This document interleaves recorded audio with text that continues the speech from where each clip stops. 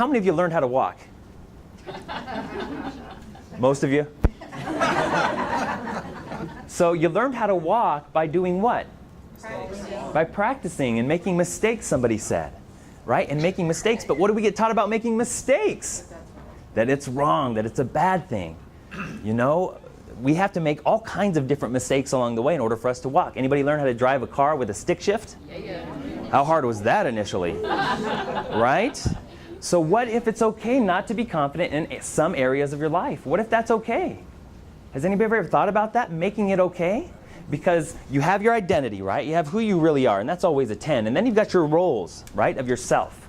And so certain roles, maybe on a scale of 1 to 10, maybe you're a 2 or a 3, which just means maybe you just need more what?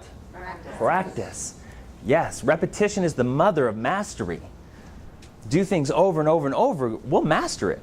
I mean, you guys proved it to yourselves by walking. So one poison that I tell people about is something called instant gratification. We get it all the time, right? Where is it? Fast food, text message, email. Where else? Pharmaceutical drugs, 30-minute cream. Direct deposit. Direct deposit? Where else? You know, 2-minute rice. It's all over the place, right? So what happens is we begin to create these associations that say fast is good.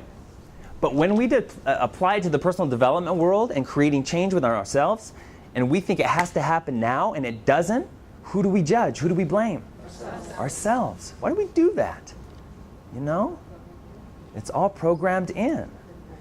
So all those judgments that were given to you when you're younger, they're not yours. What if they're not yours? What if it's just some idea that you took on? Some of you may know the story about the soldier who goes into the army, right? And he's there for a couple of years and he's just really kicking butt. He's making things happen. And so after 2 years, something switches in his mind and he begins looking for this piece of paper. He says, where's this piece of paper? Where's this piece of paper? Where's this piece of paper? And his lieutenant is like, well, what are you doing? You know, because he's kind of going nuts. He's like, well, I'm looking for a piece of paper. I'm looking for this piece of paper. He says, what does it look like? He says, I have no idea. I'm just looking for this piece of paper. Where's this piece of paper?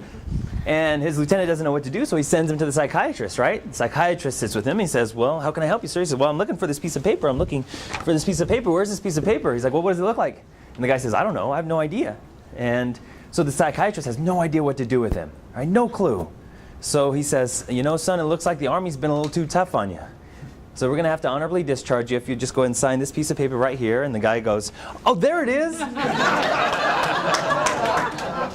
Moral of the story is, we get what we look for.